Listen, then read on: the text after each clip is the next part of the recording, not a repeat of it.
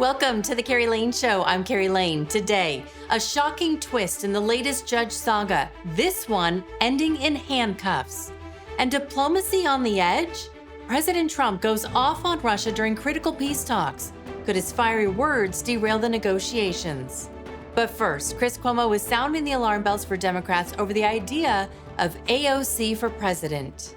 AOC has done nothing meaningful in Congress. She's done it all on social media.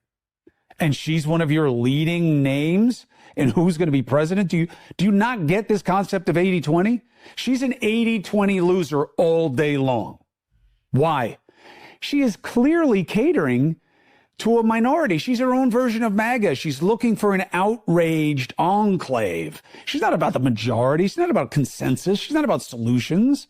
She wants government to give you everything. She's a socialist in a capitalist society. What are you thinking?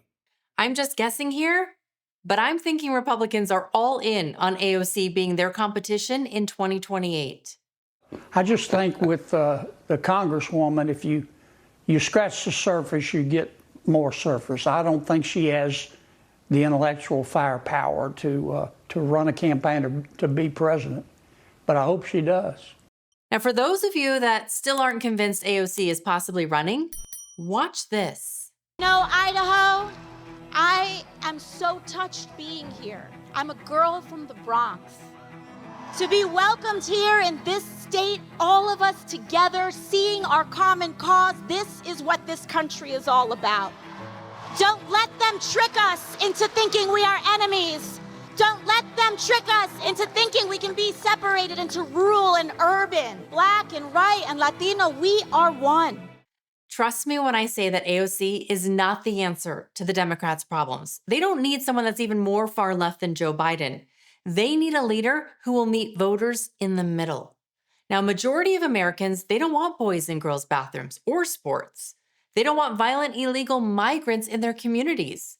They want someone who is going to stand up for them and their rights. Now, here's a little poll that AOC may want to take a look at before she puts all of her eggs in one basket. Hello, Democrats on Dem leaders in Congress. The belief that they will do the right thing when it comes to the economy. Last year at this time, 80% believed that the Democratic leaders in Congress would do the right thing when it comes to the economy. And keep in mind, this is Democrats. Look at where we are now. That number has been slashed in half to just 39%. Holy Toledo, that is the lowest number by far in Gallup polling. The lowest previous was just 60%, which is 21 points higher than this. Democrats hate what their congressional leaders in Washington are doing right now on the key issue of the day, the economy, and their confidence has fallen through the floor. I hate to say it, but Gavin Newsom seems to be the only prominent Democrat right now who has realized that it's time to throw in the woke towel and meet voters where they are. I don't think he's genuine about it, so don't get me wrong, but at least he is smart enough to try and correct course. Let's switch gears to some breaking news. A judge in Wisconsin has been arrested after helping hide an immigrant from ICE. Now, Milwaukee County Judge Hannah Dugan, she is charged with obstructing and concealing. She's basically accused of escorting a Mexican national facing battery and domestic abuse charges out of her courtroom through the jury back door so that he could evade arrest. She also tried to kick the deportation agents out of the courthouse. Listen to this. Judge finds out, she goes out in the hallway, screams at the immigration officers. She's furious, visibly shaken, upset, sends them off to talk to the chief judge. She comes back in the courtroom, you're not going to believe this, takes the defendant and the defense attorney back in her chambers, takes them out a private exit and tells them to leave, while a state prosecutor and victims of domestic violence are sitting in the courtroom. Now, the mayor of Milwaukee is standing by the judge's actions and says the Trump administration is the one being reckless and putting the public in harm's way. It sends a chilling effect to other people who will participate in our judicial process here in Milwaukee. And when folks do not step up, when folks do not participate in the judicial process, that makes our community less safe. That's the message here. The actions of the Trump administration are making our community less safe. That's not a good thing for public safety in Milwaukee, and that's not something that I want to see as mayor. Clearly, the mayor is trying to deflect what the judge is accused of doing here. See, when these judges hold jury selections, they're asked if jurors are prepared to uphold the law, even if they don't agree with it. She doesn't get to pick and choose which laws she abides by. Meantime, another judge and his wife were also taken into custody. The pair was arrested at their home in New Mexico after being accused of harboring an illegal terrorist. Just when you think you have seen it all.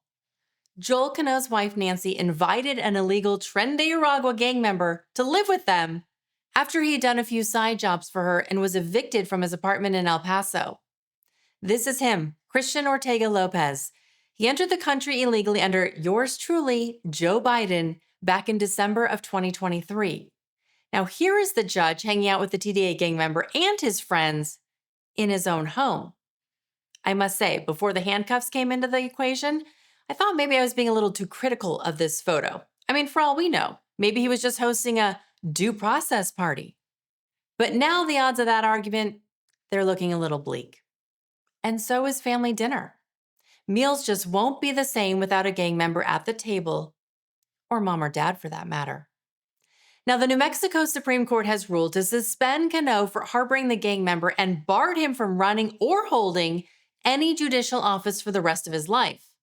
That verdict at this point may seem a little small compared to what possibly lies ahead for the former judge. Now, this all began in late February when law enforcement executed search warrants at a property that was connected to the judge's wife. During the operation, Ortega Lopez and others were taken into custody. Law enforcement also confiscated 4 firearms owned by the judge's daughter. According to Ortega Lopez, April, the judge's daughter, let him handle and even fire the weapons. Now, court documents state that Ortega Lopez knew it was illegal for him to possess firearms. It also says he associated with other TDA gang members and has tattoos that associate with TDA. Now, while this story and others regarding illegal gang members have been unfolding, Governor Tim Walz decided it was a great idea to come out and say this. The president has also chosen, and I stress this, chosen to tear up the values that once made America the shining light of the world. Now, in this land of the free and home of the brave, we have university students being swept up, shoved into unmarked vans, and fathers being tossed into Salvadorian gulags without a hint of due process. I mean, you have to give the judge a little credit. He did what Republicans keep demanding people like Tim Walz and Senator Chris Van Hollen do, and that is to invite these criminals they're tirelessly defending into their own homes. At least Judge Cano can now say he walked the walk. All right, let's move to this. President Trump continues to work around the clock to bring an end to the Russia-Ukraine war. It's been a frustrating process for the president, to say the least. In fact, Trump gets candid with the media over Putin's relentless attacks on Ukraine while he's trying to secure a peace deal. Take a look at this. I didn't like last night. I wasn't happy with it. And we're in the midst of talking peace, and missiles were fired. And I was not happy with it. Mr. President, why are you not putting more pressure on Russia? I know a lot of Europeans. Putting a lot of pressure. You don't know what pressure I'm putting on Russia. They're dealing. You have no idea what pressure I'm putting on Russia. We're putting a lot of pressure. Can you maybe tell us that? We're putting a lot of pressure on Russia, and Russia knows that, and some people that are close to it know, or he wouldn't be talking right now. The Prime Minister understands that better than anybody. He wouldn't be talking right now. He's talking, and we're putting a lot of pressure. I think he wants to make a deal. We're going to find out very soon, but it takes 2 to tango, and you have to have Ukraine want to make a deal too. Now, the question was also raised about whether or not the president thought Ukraine would have to give up territory in order to get peace. Here's his response. They've lost a lot of territory, and we'll do the best we can, working with Ukraine. We'll do the best we can, but they lost a lot of territory. When you say Crimea, that was handed over during a president named Barack Hussein Obama. That had nothing to do with me, Crimea. That was 11 years ago with Obama, and they made a decision. There wasn't a bullet fired. There was no fighting. There was no anything. They just handed it over. Now they say, well, can you get it back? I think that's going to be a very difficult thing to do. That was given by Barack Obama when he was president, not by Donald Trump. Secretary of State Marco Rubio has been heavily involved in these negotiations, and he still holds out hope that this administration can get a deal done despite all the setbacks. What was put before our partners was options to discuss about things that it would take to end a war. This war is endable. Both sides just have to agree to it. We've shown them a pathway forward. We've discussed those ideas. It was a good meeting yesterday. There'll be good meetings over the weekend. We've shown them the finish line. We need both of them to say yes. I will continue to follow the potential peace negotiations as well as have the highlights of President Trump's first 100 days in office, because that benchmark is quickly approaching.